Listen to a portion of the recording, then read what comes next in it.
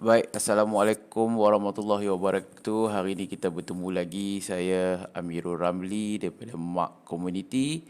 Hari ini kita ada satu topik berkaitan dengan ekonomi orang Melayu. Apa kurangnya kita dalam bidang ekonomi?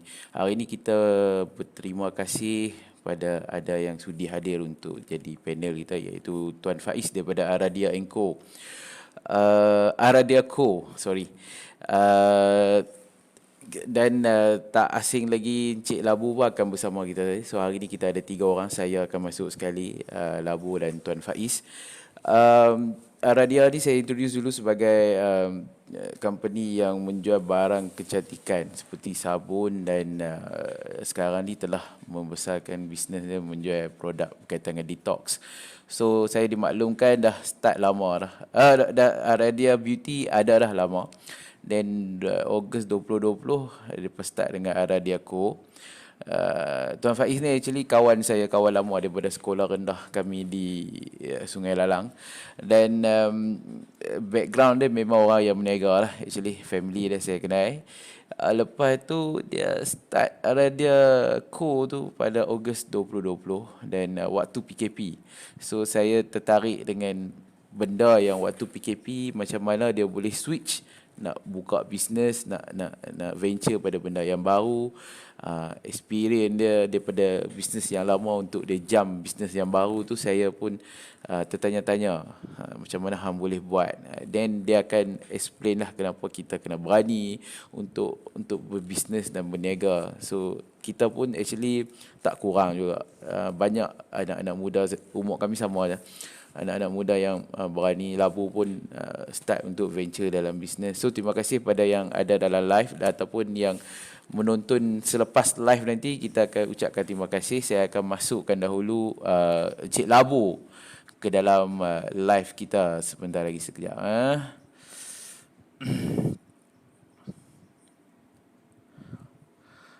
Hello, Assalamualaikum. Assalamualaikum. Yes. Sekejap. So soalan kita dah ready nak bubuh kat kawan kita. Boleh. Santai-santai je hari ini, insyaAllah. Sorry, Alhamdulillah. Baik. Apa besok pun kita ada lagi kan, live kan? Besok kita kita dengan Palestin. Yes. Betul. Cik Lai pun ready ke, insyaAllah. InsyaAllah. Alright, okay, sekejap lagi kita akan masukkan Tuan Faiz dalam live. Kita dah nampak dia dah mula bersiaran tu. Tengok dia dah ni dah. Smart orangnya, baby face orang panggil. Aku seorang je lah panggil baby face. Muka sisa muda, masam dia. Alright, kita jemput dia untuk masuk ke live. Terima kasih pada yang ada komen dah ni. Terima kasih. Ni Aradiako, sekejap saya akan up komen satu-satu. Tag lah dan minta share pada rakan-rakan yang lain. Terima kasih. Baik. Hello, Assalamualaikum. Waalaikumsalam warahmatullahi taala. Assalamualaikum. Apa khabar, bos? Baik, alhamdulillah. Luar biasa. Luar biasa. Walau aku tahu punya style ni. Aduh. Kalau ni pada yang tengok live, kalau tak clear ke bagi tahu komen kita komen Baik. Boleh. Okay, maybe Labu akan tanya soalan dulu pada Tuan Faiz kita. Ya, insyaAllah. So, Assalamualaikum, selamat malam semua. Terima kasih kepada Tuan Faiz kerana datang kita punya live, and terima kasih kepada Amirul sebab jemput hari ini. So, hari ini kita nak membincangkan pasal ekonomi orang Melayu, kurangnya kita. Actually, topik ni dia sangat-sangatlah sebenarnya macam topik yang hangat juga, sebab selalu kita dengar orang berbincang pasal ekonomi orang Melayu ni. Sebab baru-baru ni 2019 kot, 2020. Sebab orang pun tengah hangat masa tu, tengah topik pasal BMP, maksudnya Buy Muslim Product. So ni antara saya rasa lah sepanjang kita sentiasa bercerita ataupun membincangkan pasal ekonomi orang Melayu ni, apa sudahan ni.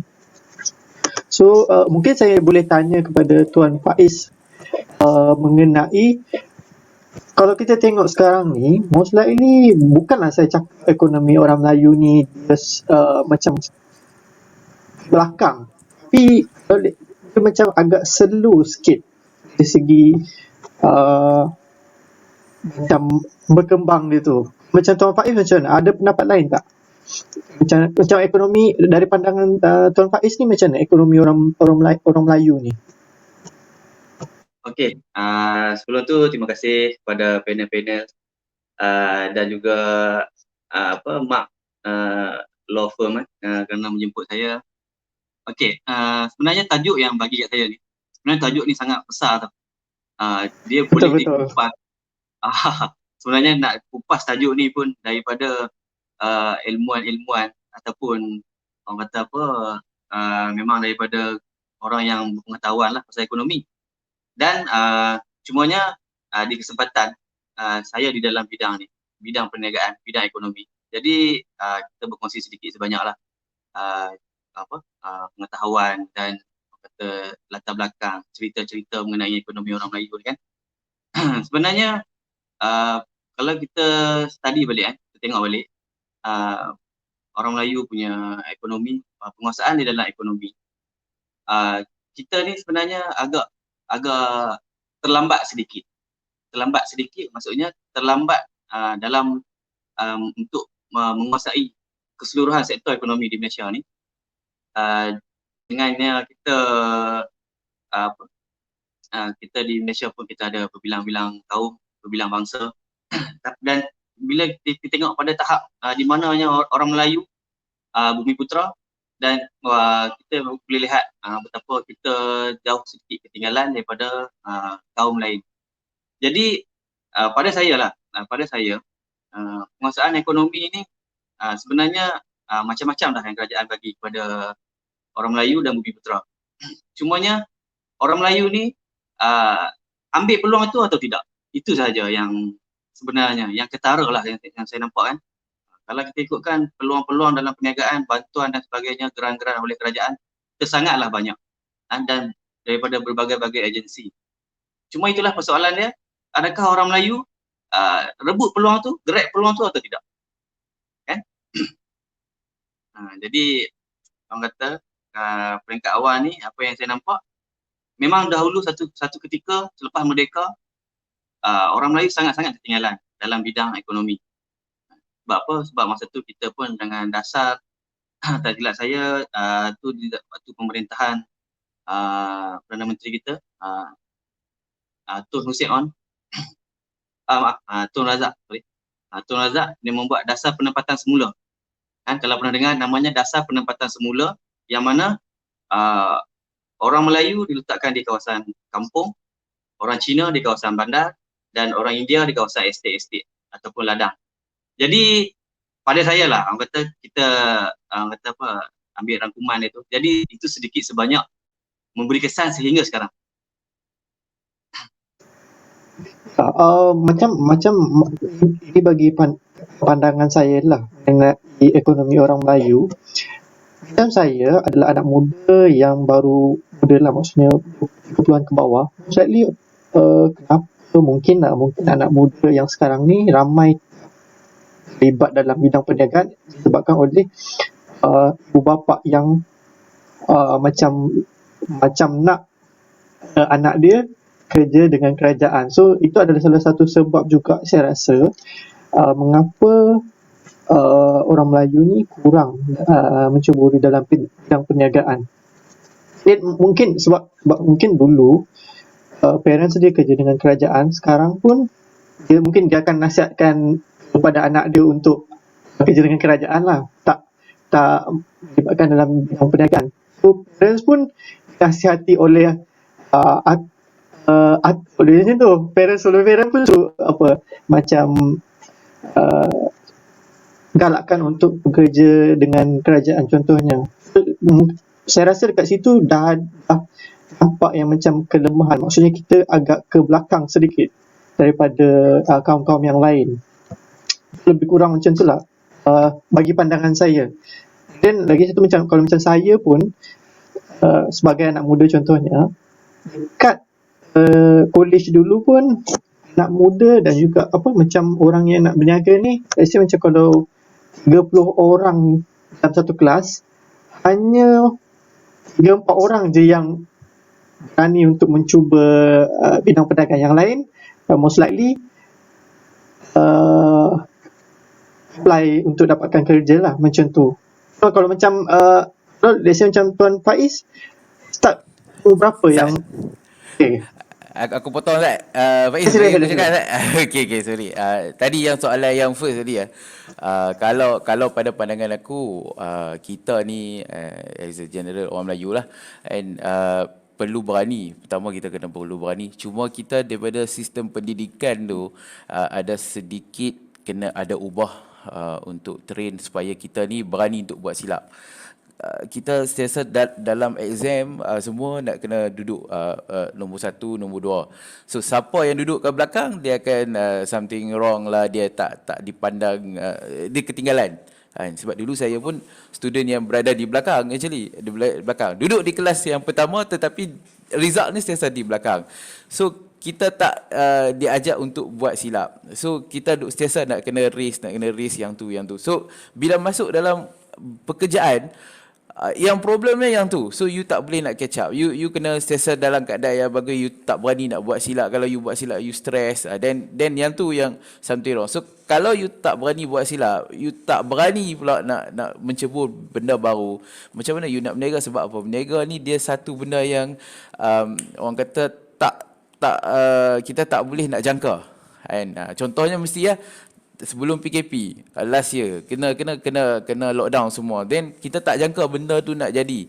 Dan berapa banyak, walaupun ada yang masih berniaga, tapi bila kita bertanya mereka, dia ada reduce juga persen business dia, profit dia still ada reduce. Maybe dia kena buang staff, maybe income dia turun lagi. So saya tak tahulah benda tu, maybe akan Tuan Faiz akan explain kemudian berkaitan dengan business dia. So pada saya, pertama kita kena berani dulu. Berani nak buat silap, berani nak cuba benda baru. Kalau kita tak berani, then maybe you nak dalam keadaan yang safe, then you just continue lah. Pada saya tak ada masalah. Tapi kalau you nak berniaga, yang tu dia kena ada satu mindset yang betul-betul berbeza.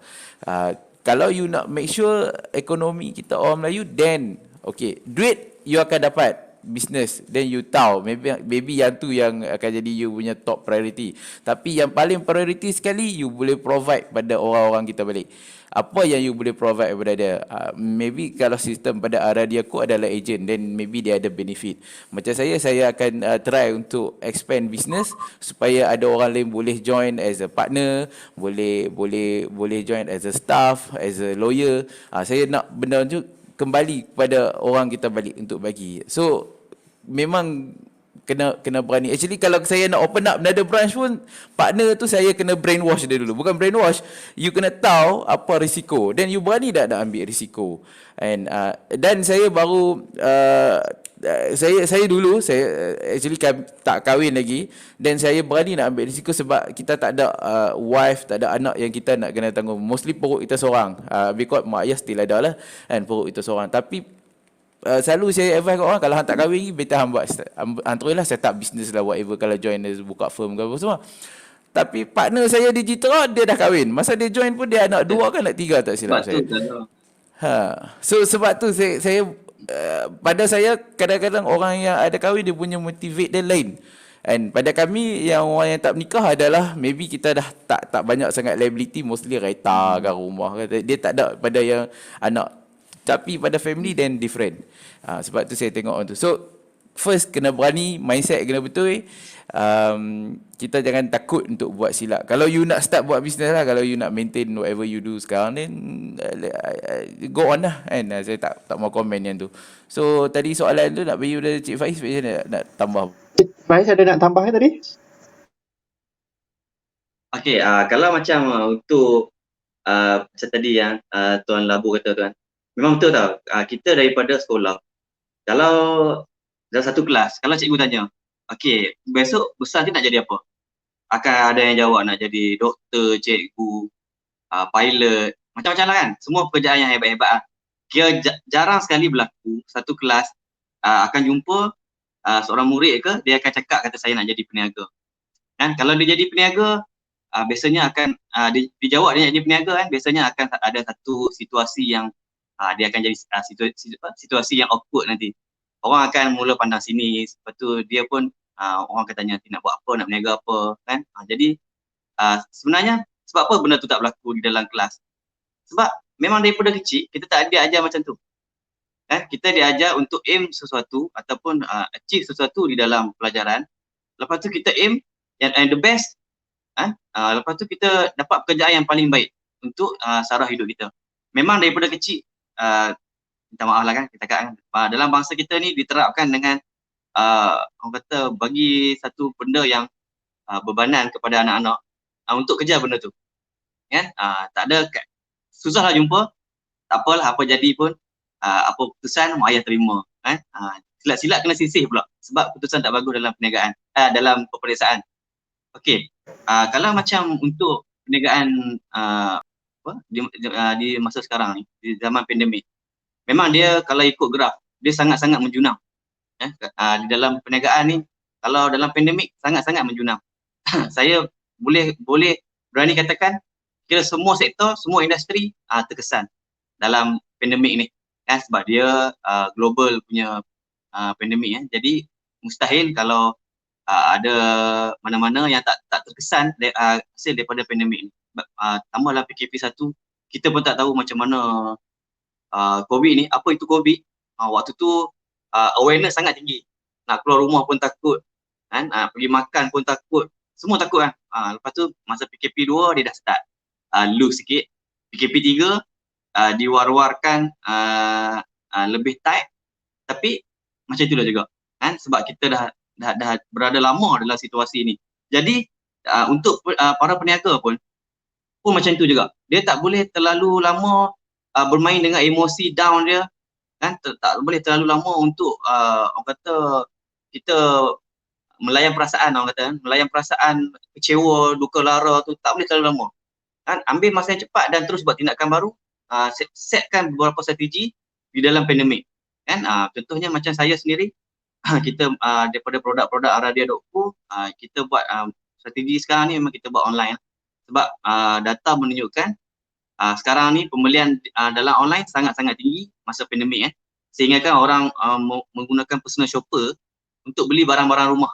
Jadi nampak tak betapa orang tak mau terlalu bersesak-sesak di luar. Jadi orang ambil pendekatan dengan menggunakan personal shopper. Jadi peniaga-peniaga online lain pun kena ambil kesempatan dalam keadaan macam ini. Kita orang kata strongkan lagi kita punya online punya marketing. Jadi kat situ yang saya nampak memang apa-apa perniagaan pun kena cepat untuk bangun. Kita tak boleh terlalu lama, tak boleh macam saya kata tadi melayan perasaan kan. Ini bukan industri perfilman, industri lakonan dan pentas persembahan.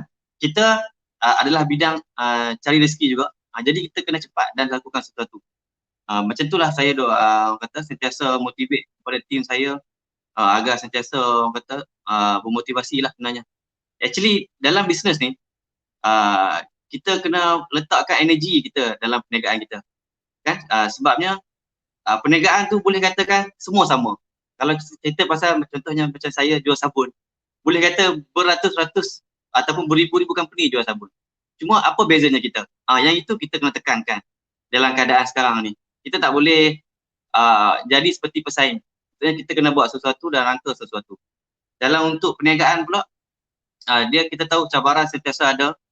Walaupun kita dah ada satu track yang untuk kita follow, tapi kadang-kadang dugaan tu macam-macam boleh terjadi.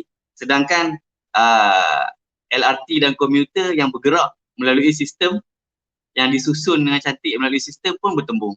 Apatah lagi kita yang manual menjalankan perniagaan ni kan. Walaupun kita dah ada track, tapi kita tak tahu apa yang di hadapan. Jadi itulah sikit sebanyak kalau macam di dalam pandemik memang kena cepat bangun. Memang secara tak langsung dia akan mengangkat juga ekonomi orang Melayu kan. Dalam masa sama pun kalau kita tengok contohnya di dalam circle saya kan, circle peniaga-peniaga, kita dah ada satu circle yang mana selalu kita bagi share-kan idea pendapat kita masing-masing, macam mana perniagaan masing-masing. Jadi circle juga penting kan. Daripada circle tu kadang-kadang kita dapat input yang sangat berguna kan. Jadi serupa juga dengan kehidupan kita sebagai orang Melayu biasa di luar. Pilih orang kata kawan ataupun pilih kita punya komuniti yang betul. Komuniti yang boleh memberi booster kepada kita untuk buat sesuatu ataupun kita pergi lebih lagi daripada kehidupan kita sekarang. Kalau kita orang kata sentiasa dalam comfort zone, komuniti kita pun tak membantu dan kita sendiri pun sedia maklum memang tak ada energi, tak ada langsung nak mengubah kehidupan.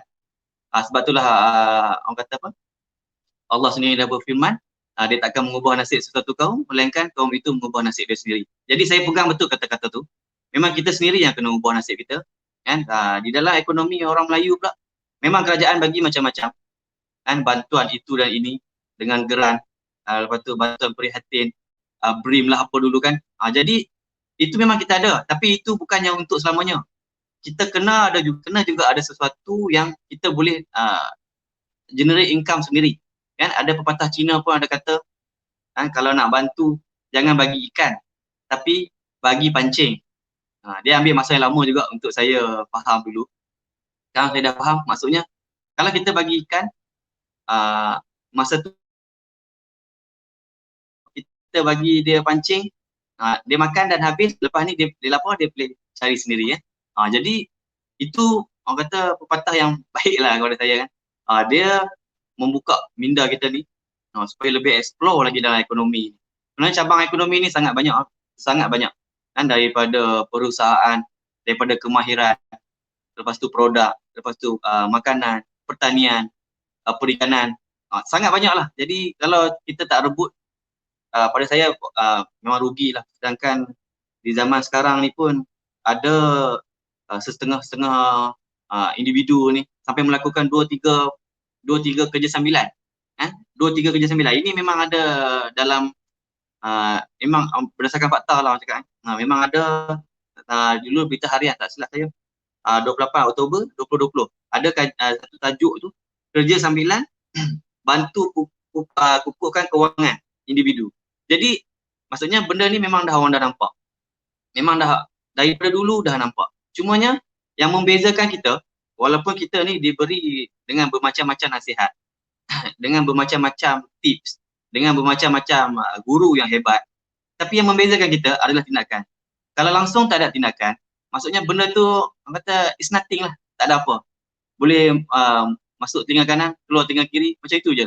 Tapi kalau kita terus bertindak, tanpa kita berfikir panjang, tanpa kita nak membesarkan isu-isu yang remeh, jadi kat situ orang kata kita dah boleh at least kita dah boleh melakukan satu, dah mulakan langkah yang baru kan di dalam kita punya kehidupan kita, keluarga kita, komuniti kita kan. Jadi kita kena aim banyak untuk bantu sebanyak mungkin manusia ataupun beri manfaat yang sebanyak mungkin kepada orang-orang di sekeliling kita. Kerana lagi banyak kita bagi, lagi banyak kita dapat kan. More you give, more you get. Betul. Apa yang cakap tu kita kena lagi banyak bagi actually. So kalau tajuk kita adalah apa kurangnya kita ni berniaga. Saya satu berniaga ni kalau kata apa yang kurang adalah kita kurang pada mindset kita tu. Mindset kita tu dah di brainwash daripada awal, kata habis untuk dalam pendidikan you kena selamat adalah you pulun you punya study, you tak boleh buat silap. Then waktu you kerja pun you kena ambil jalan selamat yang comfort zone, yang mana you kena masuk, maybe you kena dapatkan bencin, you masuk kerja dalam company which is bulan-bulan dah ada income.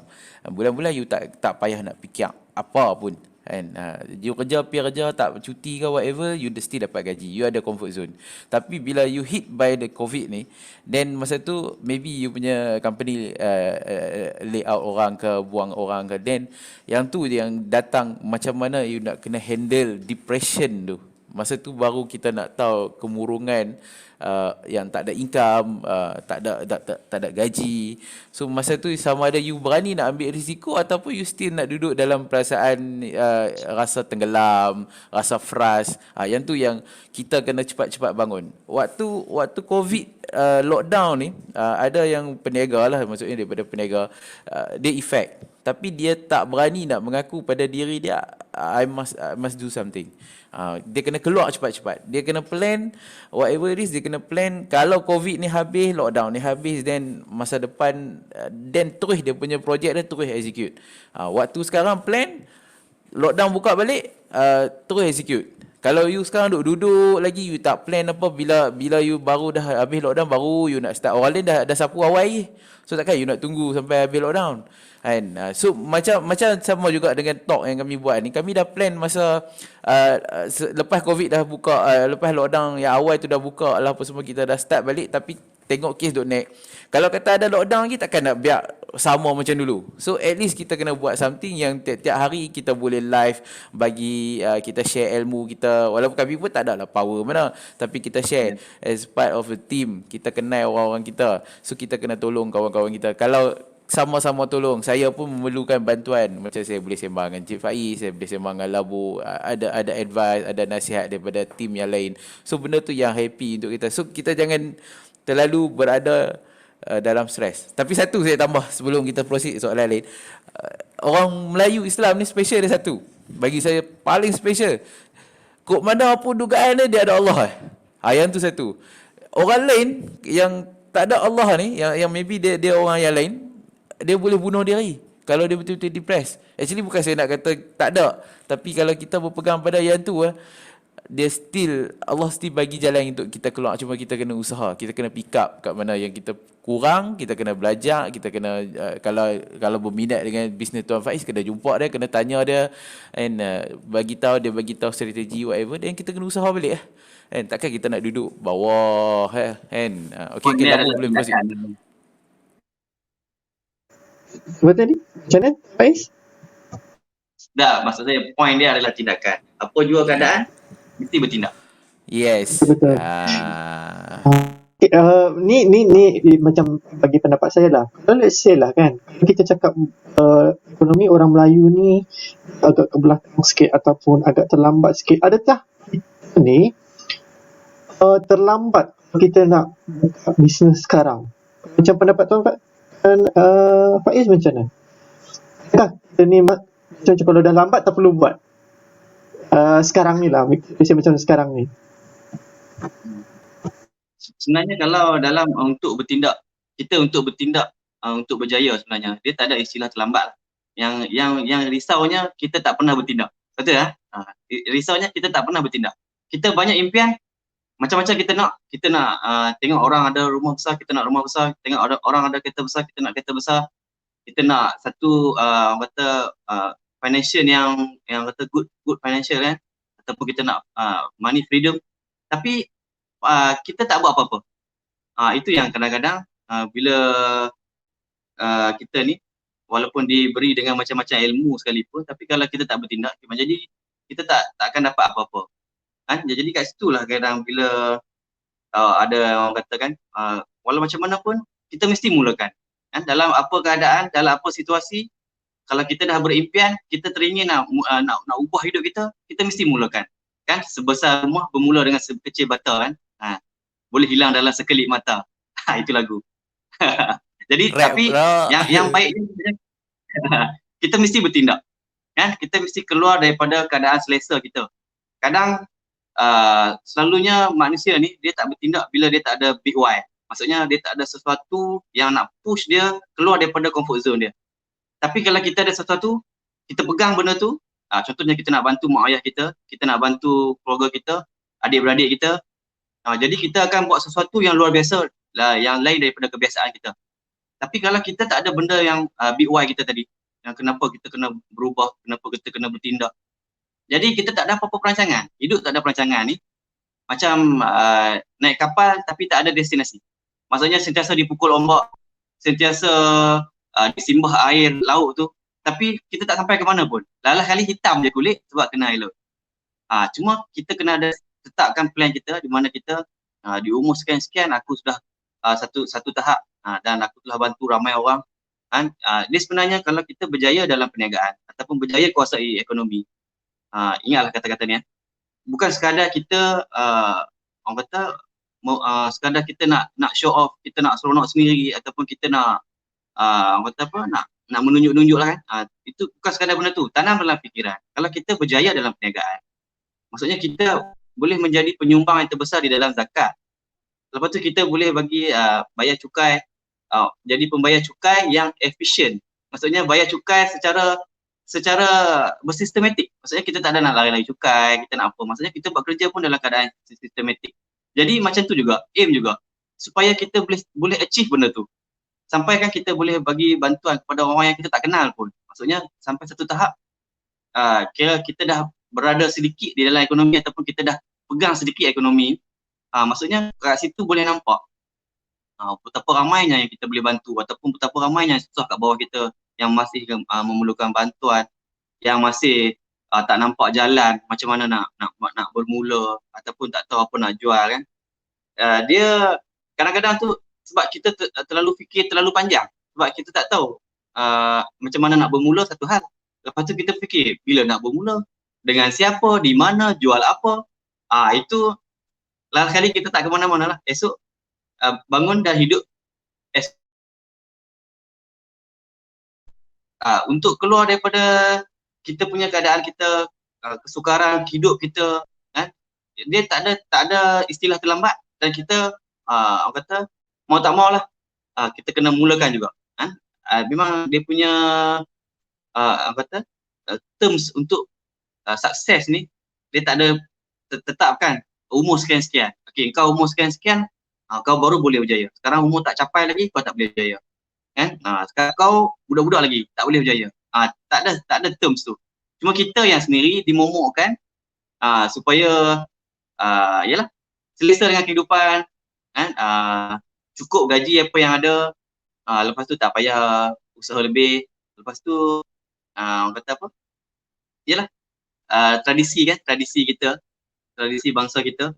Jadi benda tu yang kita kena ubah kan, selain daripada persepsi yang memang dah ada di dalam pemikiran orang-orang terdahulu ataupun yang lebih senior daripada kita, dan benda ni harus diubah dari kepada yang lapisan yang paling bawah sekalipun.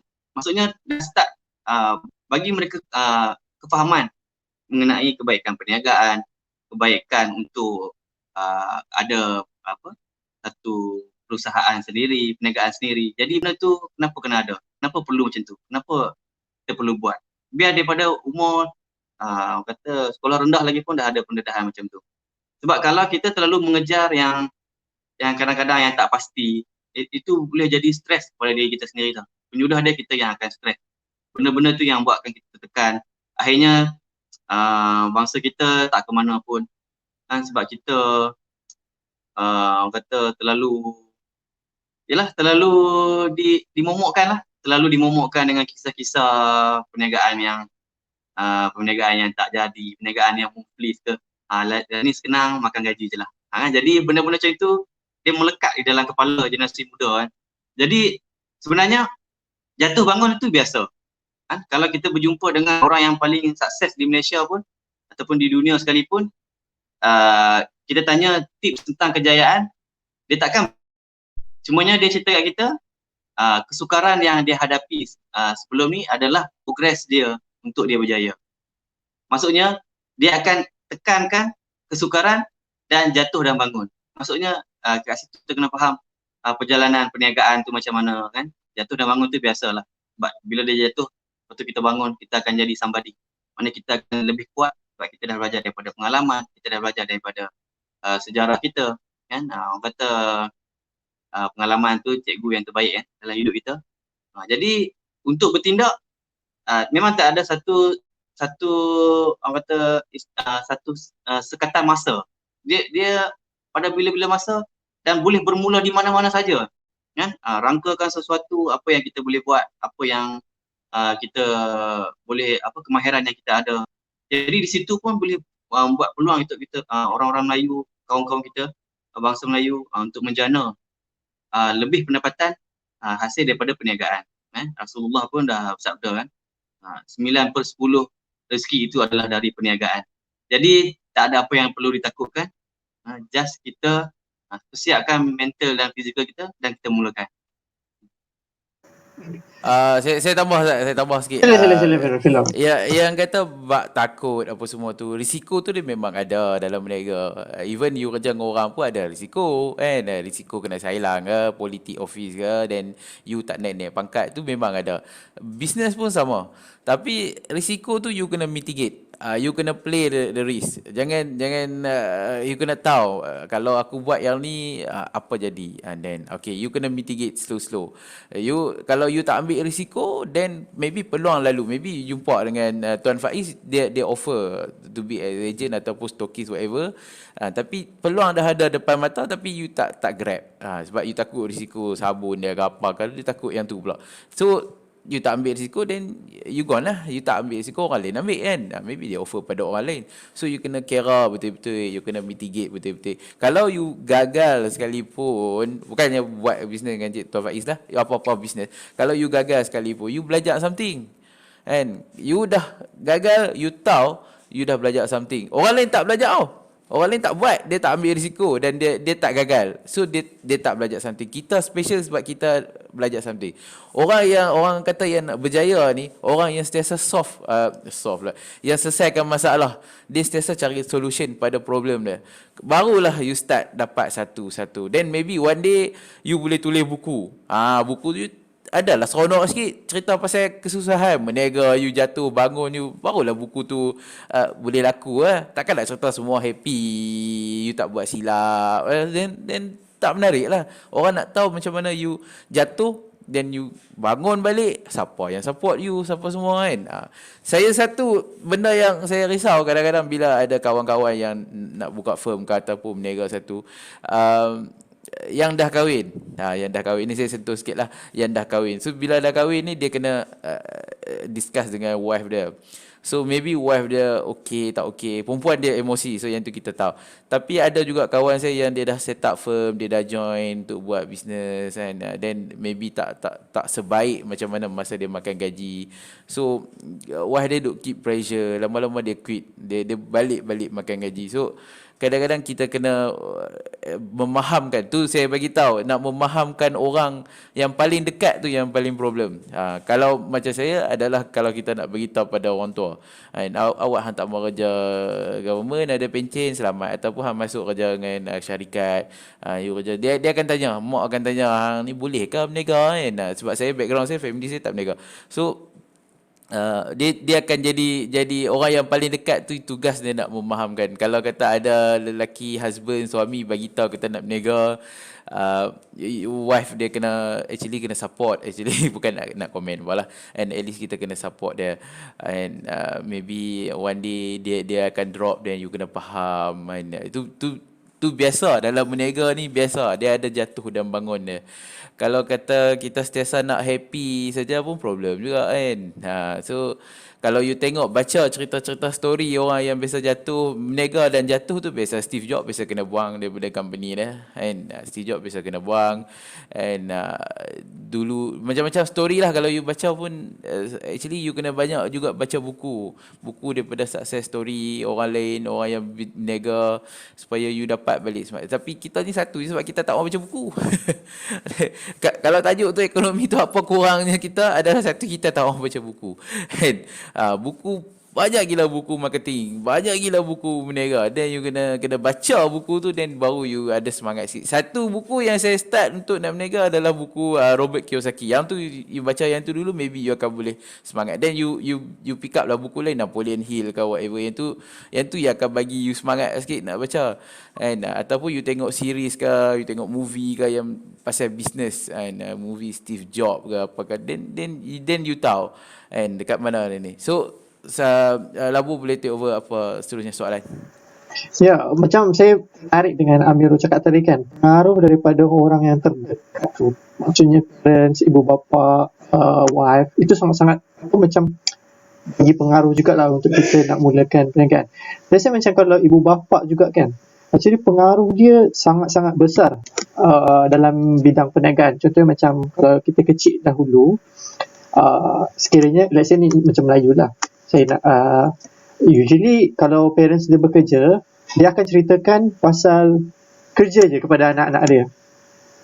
Dia berbeza dengan bangsa lain. Let's say macam kalau saya cerita bangsa lain, contohnya macam parents dia berniaga, most likely apa yang parents dia ceritakan kepada anak dia adalah mengenai perniagaan. Sebab tu budaya berniaga dekat kalangan orang Melayu ni dia agak kebelakangan sikit. Kalau macam Tuan Faiz macam mana? Ada background ibu bapa yang influence Cik Faiz dalam bidang perniagaan ke macam mana? Dari kecil ke ataupun waktu universiti baru nak start?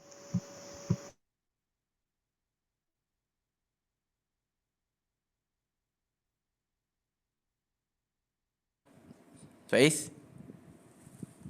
Sini ni Hello? Faiz? Ya. Okey. Alah, Nak make up lah. line Okey. putus tadi. Nah, saya ulang Boleh. balik soalan, saya ulang soalan tadi tu.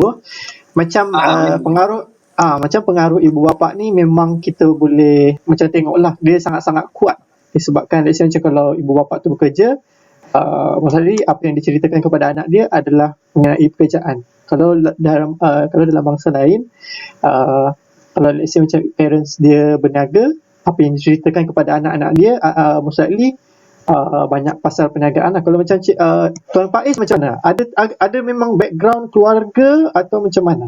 Ataupun baru start selepas waktu college ke ataupun selepas college ke macam? Okey, macam saya memang family saya memang orang berniaga lah. Jadi jatuh dan bangun yang saya tengok dulu ibu dan ayah saya tu memang real lah. Memang di depan mata saya. Macam mana perniagaan tu naik dan tiba-tiba dia jatuh dan tiba-tiba dia naik dan sustain. Macam tu yang jadi benda-benda tu dia walaupun kadang-kadang tu mungkin tak berminat, masa tu peringkat umur tu tak berminat, tapi lama-lama kita absorb juga kan, kita serap juga benda tu kan. Jadi dan kita nampak betapa perniagaan ni kita perlu memang kena strong lah. Kalau tak ada kata keyakinan dan kekuatan dari dalam mustahil lah yang di luar ni boleh membuat output yang memang kata power lah kan. Jadi macam Tuan Labu cakap tu, ibu bapa yang menyarankan kerja apa-apa kan, ataupun kerja cita-cita yang apa-apa yang inilah yang ibu bapa rasakan sesuai pada anak-anak dia. Sebenarnya tu memang dia ada dalam faktor-faktor pemilihan pekerjaan tu. Dia ada 3 ke 4 saya tak ingat lah. Yang pertama memang cita-cita dia. Memang dia bercita-cita nak jadi nak bekerja macam tu. Contoh dia nak jadi doktor, dan memang cita-cita dia jadi dia kejar dengan cara dia melalui pembelajaran sainsnya, lepas tu dengan admatnya. Dan yang kedua adalah latar belakang keluarga. Latar belakang keluarga main peranan juga. Kadang-kadang selalu kita jumpa kan, kalau mak ayah tu cikgu atau lecturer, anak pun mesti akan ke bidang-bidang macam tu. Paling-paling pun dia jadi guru tuition, ataupun sekarang ni banyak guru-guru online kan, sifu-sifu pemasaran ke apa kan. Tapi kebanyakannya macam tu. Yang ketiga daripada pengaruh rakan-rakan. Baru pengaruh rakan-rakan. Sebab kita cerita dari dalam dulu, baru kita cerita daripada pada luar rumah. Baru kita jumpa kawan-kawan cerita ajak kerja macam ni, sini kan. Lepas tu jadi benda tu memang ada dalam faktor pemilihan kerjaya. Semuanya benda tu tak apa dan tak ada masalah. Tak ada siapa kata salah dan tak ada siapa kata betul. Sebab benda tu memang dah ramai pun yang bekerja, yang orang pun dah banyak mencari rezeki dalam bidang tu. Tiada masalah. Cumanya yang kita pendengar topik kita malam ni, kita nak lebih pendedahan kepada orang Melayu untuk berniaga. Kalau kita dulu saya pernah untuk assignment masa study dulu, dan saya kena interview seorang ahli politik lah. Dia seorang menteri lah masa tu, dia seorang menteri. Dan advice dia masa tu pun sangat luar biasa kepada saya kan. Dia tanya saya daripada mana. Saya ada satu tim. Dalam tim saya tu ada yang kerja custom, ada yang kerani sekolah, ada pegawai polis kan. Jadi kami macam-macam background. Cumanya bila berjumpa dengan dia, dia tanyalah apa kerja, daripada mana kan. Dan waktu tu masing-masing beritahu daripada kerja mana-mana, jabatan mana-mana kan. Okay. Dan dia terima apa yang kami beritahu. Cumanya masa tu dia tanya, tak ada siapa yang berniaga ke? Jadi soalan tu sangat-sangat orang kata apa? Tak ada sangat-sangat orang macam satu signifikan tau. Macam kita macam dia seorang pemimpin. Jadi dia nak tengok bangsa dia berniaga. Dalam pada tu pun dia pun terangkan kepada kami, kalau boleh biarlah ada yang berniaga. Kerana dia nak, sebab dia dalam bidang tu, dalam bidang pentadbiran. Jadi dia tahu memang kita peratusan orang kata apa, orang Melayu di dalam kuasai sektor ekonomi sangat-sangat rendah. Jadi dia banyak advice supaya apa, kalau boleh dia nak tengok orang Melayu yang boleh kuasai ekonomi. Jadi masa tu pun adalah sedikit sebanyak orang kata bermain di fikiran saya kan, untuk set up perniagaan, mulakan perniagaan. Di samping saya memang ada mak ayah yang berniaga. Cumanya bila dah masuk ke generasi kedua, actually generasi ketiga, daripada tok wan saya pun dah memang berniaga. Buka kedai runcit di kampung kan, zaman-zaman dulu kan, orang kampung beli barang tak ada duit tapi tulis dalam buku 35 ke apa kan. Jadi lepas tu bawa ke ayah dengan mak saya, lepas tu datang ke saya, dan insya-Allah saya akan war-warkan saya akan beri penekanan kepada anak saya untuk berniaga. Sebab berniaga ni kita masa sendiri kan, dengan family, dengan kawan-kawan, dengan orang-orang apa, saudara-saudara kita. Jadi semua tu atas diri kita, masa kita kan, kita yang arrange benda tu. Cuma kena berdisiplin. Bila dah masa sendiri, kena berdisiplin. Tak boleh syok sendiri, tak boleh nak bangun sampai dah tengah hari kan, orang lain dah ke mana dah buat kerja itu dan ini, kita masih duduk atas katil lagi. Macam tu perniagaan lingkup. Dan saya memang yang banyak mendorong saya ke arah ni memang ibu bapa saya lah. Yang paling kuat sekali adalah ibu saya kan. Dan bila saya tengok dia macam mana sehingga sekarang pun masih berniaga di umur 60-an, sesuatu tak sesuatu. Jadi benda tu jadi terpanggil kepada saya, dan saya pun masukkan dalam impian dan matlamat saya untuk bantu ibu dan ayah saya kan. Cuma ayah saya dah tak ada dah kan, 2019 dia dah meninggal. Tinggal dah ibu. Jadi saya tak mau membuang masa, saya tak mau lagi hidup dalam keadaan yang orang kata hidup yang di awang-awangan, kita tak tahu apa nak buat dan kita tak tahu apa matlamat kita. Jadi saya nak masa yang ada saya boleh habiskan dengan family saya, dengan membahagiakan ibu saya sementara dia masih ada. Jadi benda-benda itulah yang kalau kita boleh faham, kita boleh tanam dalam fikiran kita, jadikan dia big why. Kenapa kita perlu berjaya? Kenapa kita perlu berniaga? Kenapa kita perlu berubah? Jadi benda-benda itulah kena tanam dalam diri supaya kita ada sesuatu yang boleh mendorong kita. Kan? Kita tak boleh rasa macam kadang-kadang tu, itulah kadang keselesaan tu sebenarnya membunuh di dalam senyap. Kan? Kita perlu keluar daripada keadaan tu. Kita perlu mencari sesuatu. Kan? Dan kebanyakannya orang tak mau berniaga ni ataupun tak terfikir untuk berniaga sebab dia tak ada ilmu. Dia tak ada ilmu, jadi dia tak tahu apa nak berniaga.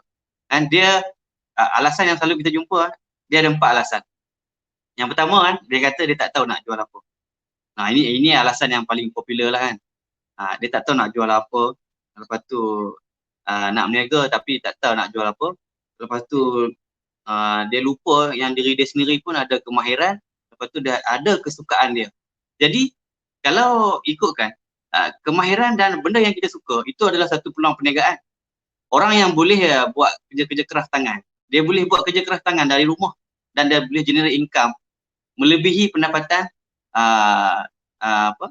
orang yang makan gaji jika dia lebih dan difokus dalam apa yang dia buat.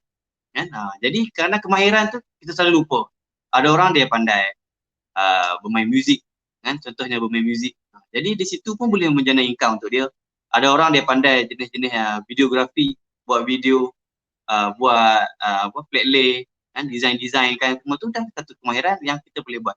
Sebenarnya nak bermulakan dengan berniaga ni, jangan fikir benda yang berat. Jangan fikir benda yang tak nampak depan mata. Fikir apa yang ada di dalam tangan. Apa yang ada dekat kita. Kan?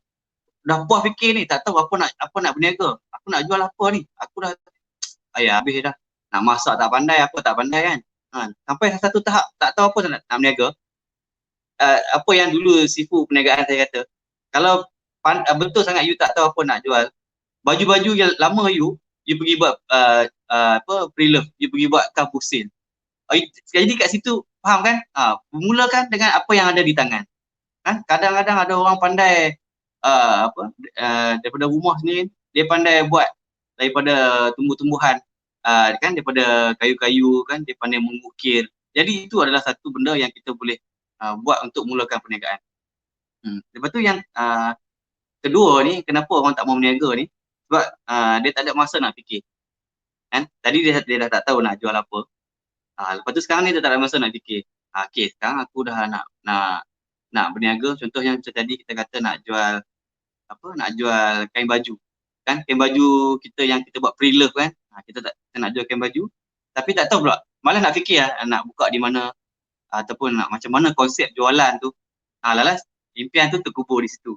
Yang ketiga, dia takut habis duit atau tak ada duit. Sebenarnya penyakit takut ni ada 11. Takut dihina, takut diketawakan, apa tu, takut tak ada ilmu. Penyakit takut ni banyak. Tapi yang paling utama takut tak ada duit. Jadi kat situ maka tak bermula jugalah nak berniaga. Yang keempat, takut pesaing. Namakan kepada saya apa-apa produk yang ada di dunia ni yang belum ada orang jual lagi. Kalau kita lah yang merintis satu-satu produk, jadi kita lah pencipta produk tu. Kalau kita ni otak seperti Albert Einstein ataupun Alexander Graham Bell, tak apa. Maksudnya cipta satu-satu benda dan jual. Memang takkan jumpa produk ataupun servis yang di dalam pasaran yang belum orang lain buat lagi. Kalau ada pun mungkin diolahkan menjadi lain sedikit, tapi dia base dia tetap sama. Jadi jangan terlalu fikir yang berat nak jual benda yang belum pernah orang jual. Kita jual saja apa yang kita rasa kita ada kemahiran, ataupun kalau kita tak ada ilmu, kita pergi belajar mengenai perniagaan, mengenai pemasaran, marketing. Lepas tu kita untuk kita ilmu management.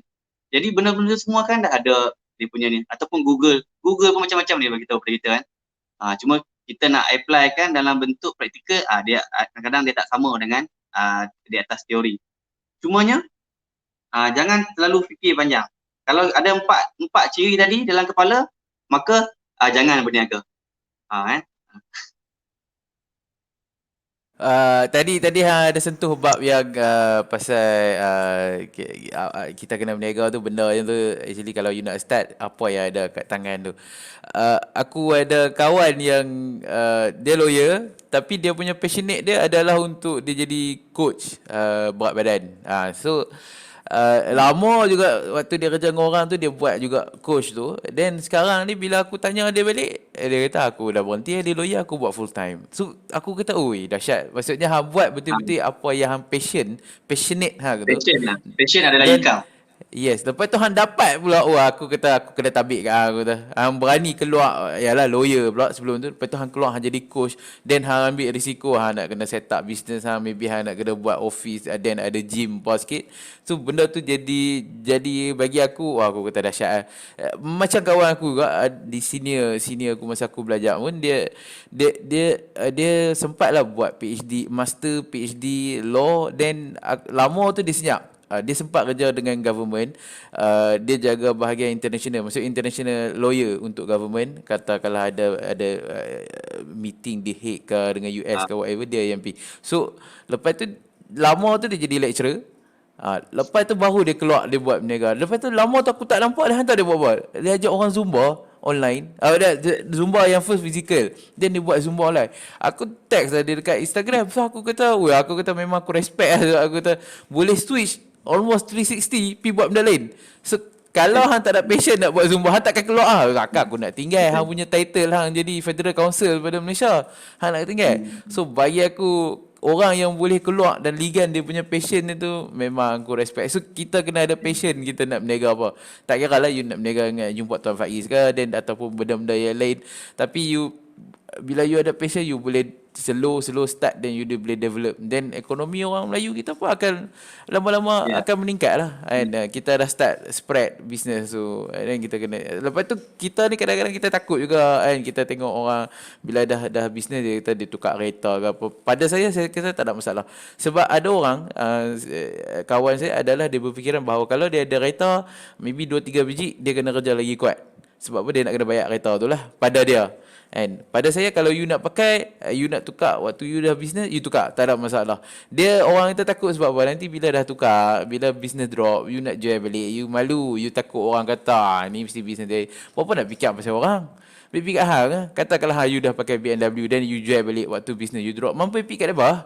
And you dah pakailah. Tapi you kena, tapi kalau you dah ada dalam business, you boleh catch up balik. You start untuk bangun balik whatever. Maybe daripada you jual balik kereta tu, then you boleh. Satu tip yang saya tahu adalah dalam business ni, kalau you nak tukar kereta ke, you nak beli rumah ke, you nak apa ke, actually you punya saving tu adalah untuk you survive berapa lama. And kalau hari ni business you drop, business you kena COVID ke whatever ke, ataupun you sakit, business tu nak sustain tu paling selamat adalah 2 tahun.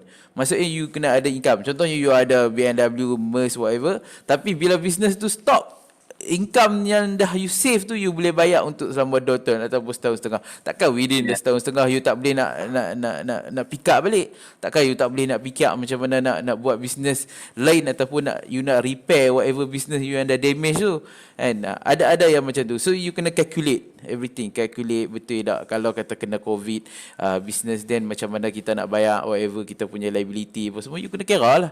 And kalau you tak ada saving yang untuk for 1 year or 2 years tu, then maybe you tak boleh buat lagi, you tak boleh nak tukar kereta ataupun you nak tambah kereta. So kalau you ada benda plan macam tu, why not proceed je lah. And risiko you dah calculate, then you kena proceed dengan execute dah. Pada saya yang tu yang maybe ada kelas-kelas yang lain lah. Kalau you ada Sifu, then you kena pergi tanya ada Sifu Faiz pun boleh juga kan. So dia pun ada Sifu perniagaan. So, you just carilah mentor, you boleh belajar online. Lah ni semua banyak online. So you cari join kelas tu. Kan, tak ada masalah. So saya pun percaya yang Faiz pun dia ada buat, dia ejen dia pun dia kena buat macam talk every week lah, buat tiap-tiap minggu lah ke tiap-tiap malam. Bantai ejen. Minggu 3-4 kali juga. Oh, dahsyat. So kita pick up soalan daripada ni Tuan Asrul. Dia kata macam mana kalau kita ni dikelilingi oleh orang negative thinking, macam mana nak tangani? Bagi aku jawab lah, saya akan jawab.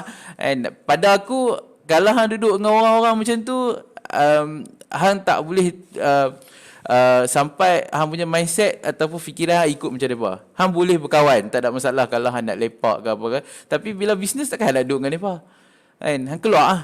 Kan, duduk dengan orang yang bisnes juga, lepak dengan Faiz. Kan, lepak dengan Faiz. So you jangan, kita tak boleh nak buang, kawan tetap kawan, no problem. Tapi kita kena fokus apa dia yang kita nak buat. So you keluar daripada circle tu, you break kat circle tu, you keluar untuk business, you kena cari circle yang baru, circle orang yang business. Tapi dengan depa ni you maintain je lah relationship. Cuma katakanlah bila you lepak dengan depa, dia kutuk apa berniaga tak kaya-kaya, then you jangan ambil negatif tu buat masuk dalam kepala you. Buat tak tahu orang nak bercakap memang mulut you tak boleh tutup ya.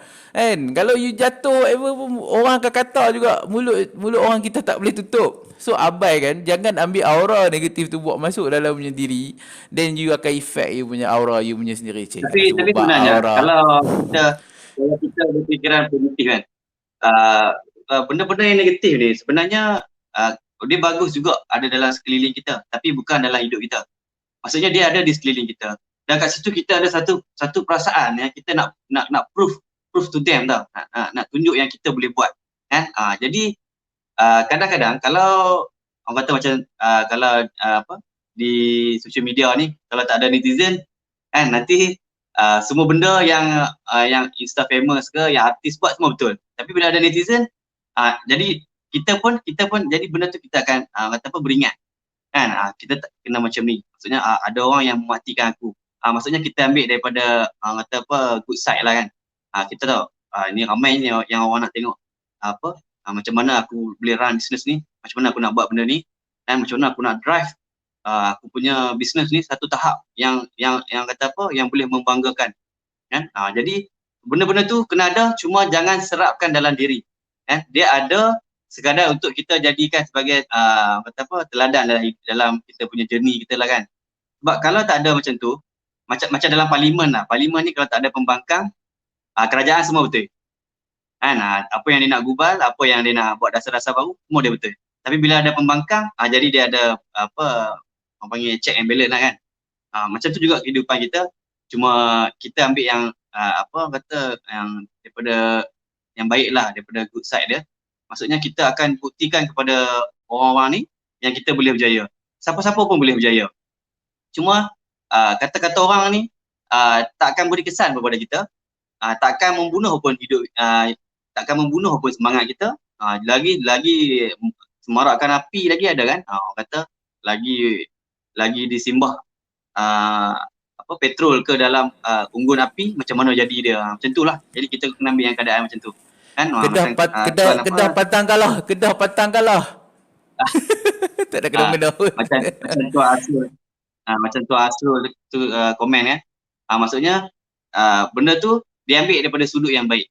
Sebab dalam ini dia jadi juga pada saya sendiri. Kadang-kadang dulu lah masa saya baru pun nak berjinak berniaga, jadi saya nak berkawan kalau boleh dengan orang yang berjaya saja.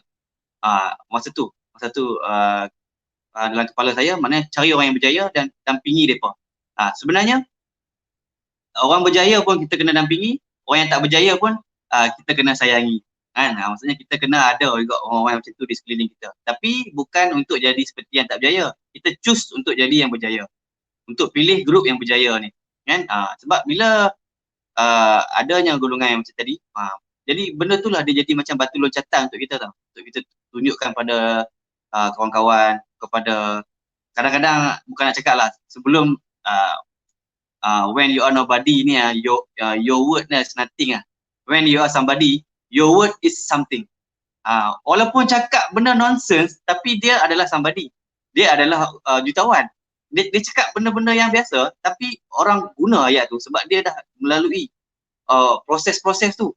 Jatuh bangun dia sampai ke situ kan. Tapi bila kita nobody, cakaplah apa pun kan. Dia habis di situ sajalah. Jadi kat situ macam saya katalah, ambil yang baik daripada apa yang ada di sekeliling. Kadang-kadang di sekeliling itulah yang bagi kita point, yang bagi kita content, untuk kita ilham, untuk kita hasilkan produk yang lebih baik, hasilkan servis yang lebih baik kan. Kalau kita ambil daripada daripada sudut yang macam tu, kata yang positifnya kan. Sebab kalau tak ada pun susah juga, nanti kita rasa selesa, kita rasa kita dah betul semua kan.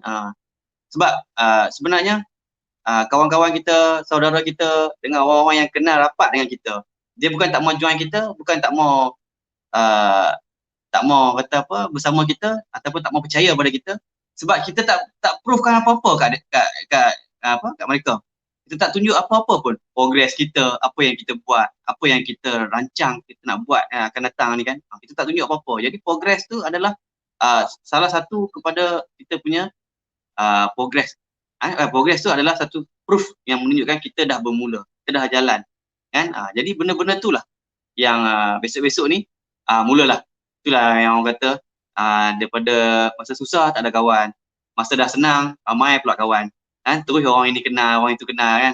Tapi tak apalah, kita ambil daripada good side lah. Maksudnya kita dia masih lagi nak berkawan dengan kita kan. Kita buatlah apa-apa yang jadi apa orang kata hubungan tu, jalinan tu dia terjalin dengan baik daripada dulu sampai sekarang. Sebab kalau kita berniaga, kita tak tahu kadang-kadang satu masa orang yang kita tak suka itulah yang beli barang kita. Orang yang kita tak suka itulah support kita.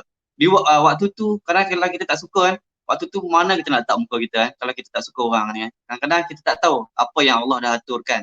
Mungkin bukan hari ni, mungkin bukan esok, tapi bulan depan, tahun depan dia datang, dia sokong kita, dia support kita. Waktu tu hanya air mata saja sebagai saksi kan. Saya banyak sangat peristiwa-peristiwa yang macam tu, tapi saya percaya pada rezeki Allah yang bagi. Setiap kata-kata manusia ni tak membunuh langsung. Kita punya semangat, kita punya energi, kita bagi lagi dia hantam kita, lagi kita bagi, lagi kita tunjuk kan. baru kita orang kata jadi true fighter dalam bidang perniagaan ni. Kalau kita yang jenis macam kita cakap awal tadi kan, jenis yang melayan perasaan, memang duduk tunggu nasib tu berubah sendiri kan, selepas gosok teko Aladin, itu cerita dongeng di khayalan di hayalan boleh lah kan. Tapi kalau kehidupan yang nyata, diri atas orang kata kaki sendirilah dan kita tengok apa yang ada di depan kan. Dah jadi macam kelas motivasi pula. Okey tu. Yang penting jangan putus silaturahim ya. Kita jangan putus silaturahim walaupun dia tu negatif, dia adalah dia select sikit lah bisnes kita, tak maju-maju ke apa. Tapi kita tak boleh nak putus silaturahim. Kita jangan ambil kata-kata nista itu kita jadi kita punya pegangan, kita nak ke depan pun kita takut, tak boleh. Kita kena positif diri kita. Tak apalah, apa yang dia nak cakap tu terpulang kat dia. Rezeki tu kita usaha, Allah yang akan bagi. So kita jangan putus silaturahim je, berkawan je. Tapi macam Asrul tanya tu, so kita, nak tangani dia adalah kita punya mindset first. Macam mana kita nak handle. Kalau kita tak boleh nak handle, dengan kita sekali gone. Alright. Labu apa nak tambah Labu? Ya, saya nak tambah sikit. Macam tadi kan, ada yang komen tu pasal negatif.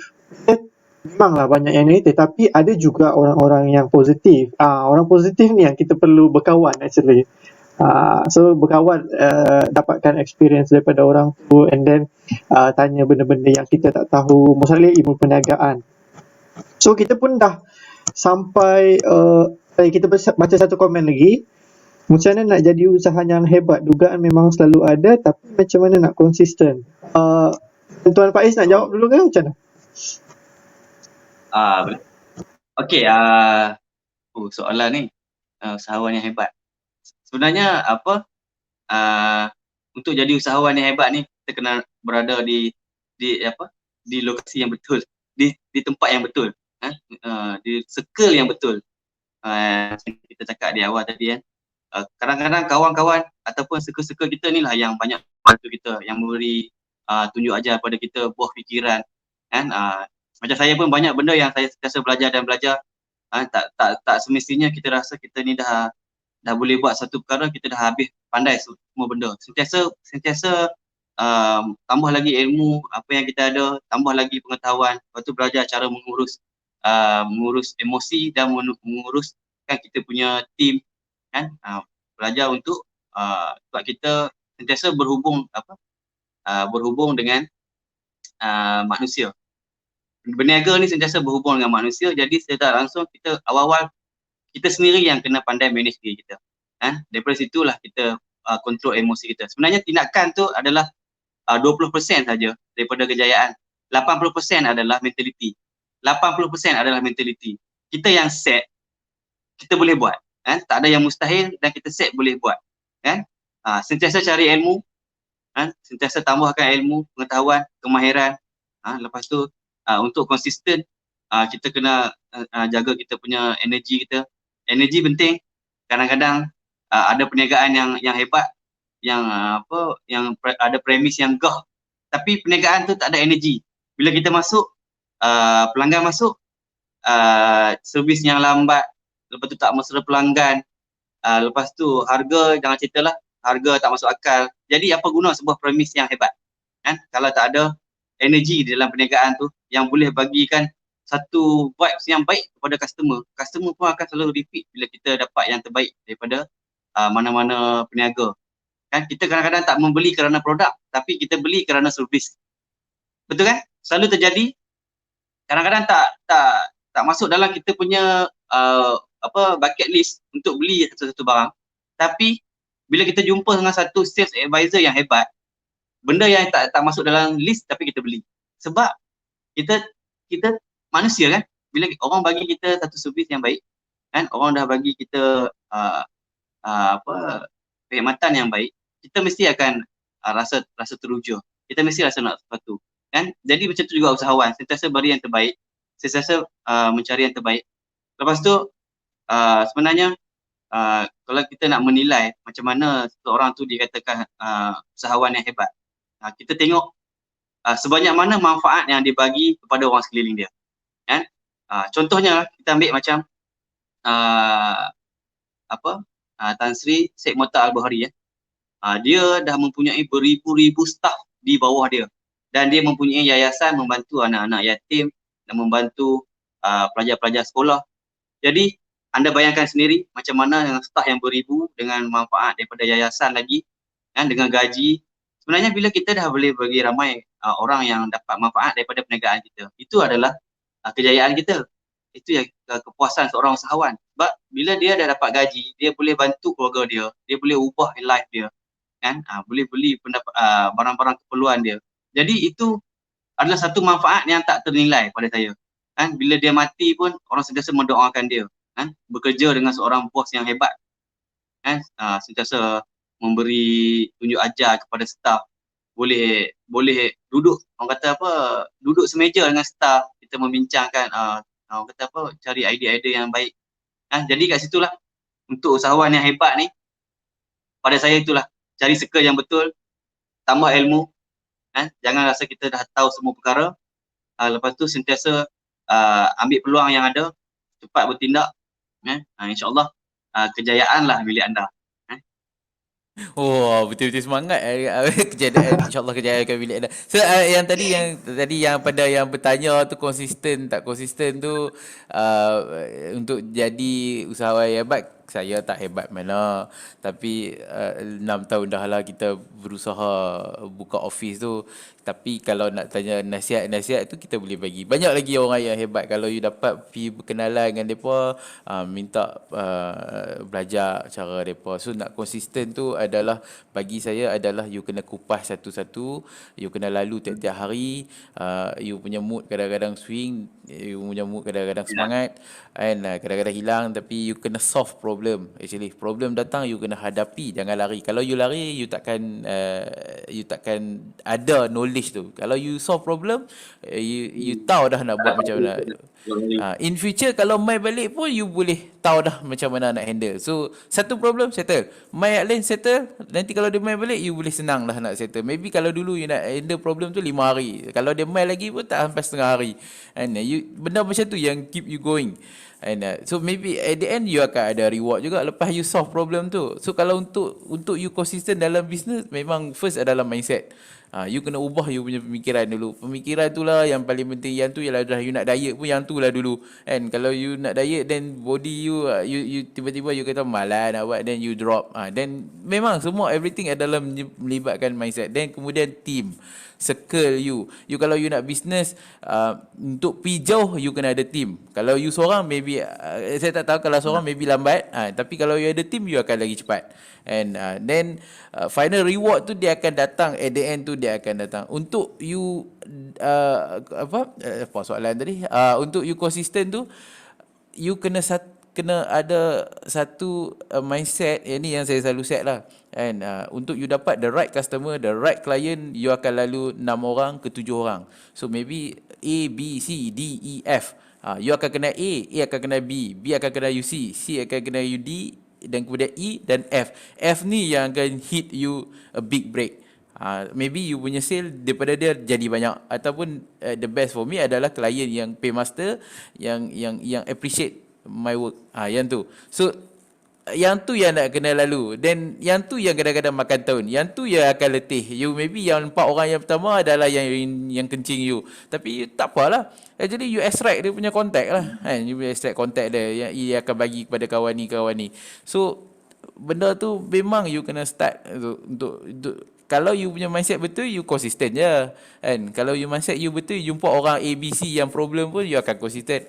D akan mai, E akan mai. Dan F maybe the big break for me.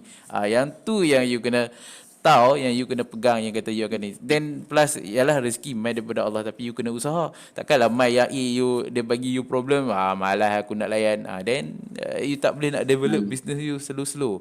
So ada soalan daripada Asrul, betul ke dari dulu duk dengar orang Melayu ni kalau maju berniaga mesti ada Melayu sendiri nak jatuhkan, macam duk tengok dalam drama. Drama pukul berapa? Faiz apa komen, dia kata Melayu jatuhkan Melayu. Sebenarnya dia kalau dalam kehidupan dalam kita kehidupan dan perniagaan lah, bila kita dah kata apa, uh, orang kata sebenarnya dia ada satu istilah.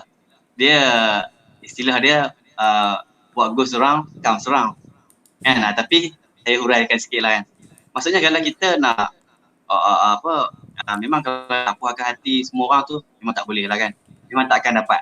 Tak akan berlaku. Kiamat 2 kali pun tak akan berlaku. Kan? Maksudnya kat situ kita kena belajar bahasa-bahasa sekarang ni, belajar move on lah. Kan? Maksudnya kita kena fokus apa yang di hadapan. Kan? Jadi basic yang selalu saya buat pun, maksudnya kalau saya ni buat hal saya dan saya jaga perniagaan saya, itu saja saya buat. Kalau dengan nak ambil tahu hal orang ke, nak bergosip ke apa semua tu memang tak ada masa. Memang tak sempat. Jadi saya banyak buat pendekatan macam tu lah. Kalau kita tak memburukkan orang, kalau kita tak menyakitkan hati orang, jadi orang pun takkan datang untuk menyakitkan hati kita kan. Boleh tanya Tuan Amirul kan, semua kita berkawan kan.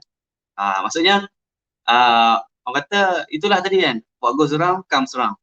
Kalau kita bagi yang baik pada orang, kita pun sentiasa positif, kita bagi vibe positif dengan orang. Bila jumpa kawan-kawan pun kita boleh bagi benda-benda yang positif. Takkanlah orang nak santau kita kan.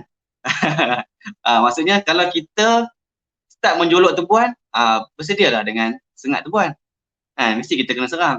Jadi jangan kacau orang dan fokus apa yang hal sendiri je lah. Kan hal sendiri pun banyak tak sempat nak arrange. Hari ni pun tak sempat buat, delay pula pergi esok. Lepas tu nak pergi tengok hal orang pula memang tak ni kan. Jadi pada saya fokus hal sendiri, fokus kita punya impian kita punya destinasi kita, tak nampak dah benda-benda lain yang mengganggu tu. Okay, aku tambah sikit lah dia sebab Asrul tanya tu. Actually benda ni aku pun berniaga, so aku kadang-kadang orang nak jatuhkan tu ada. Tapi orang silang klien, kadang-kadang benda tu dah duduk dalam mulut dah pun kan. Tiba-tiba tak jadi, dia ada orang lain ambil. Pada aku rezeki tu Tuhan bagi kan. Tuhan tu dia Maha memberi. Lepas tu kita kena berdoa supaya kita dilindungi, keluarga kita pun dilindungi, kita kena minta kat dia. So orang nak buat tu kita tak boleh nak control. Kalau dia nak buat, dia nak buat. Tapi macam mana kita nak counter? And macam mana you nak counter? Maybe first you kena tahu macam mana you nak protect you punya business. And kadang-kadang kita aku duk fikir sejauh mana orang boleh buat pun. And sejauh mana orang boleh buat kat business you kena tahu limit tu. Paling tidak santau aja.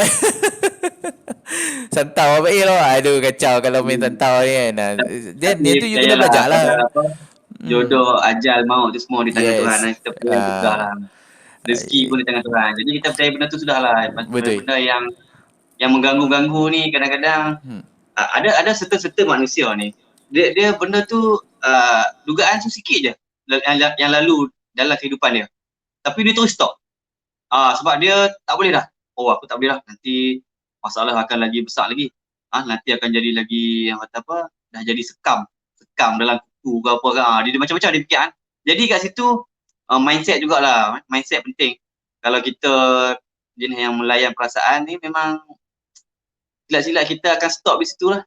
Rugilah kan. Jadi benda tu orang kata kita skip je lah. Percaya pada kodok dan kodar je lah kan.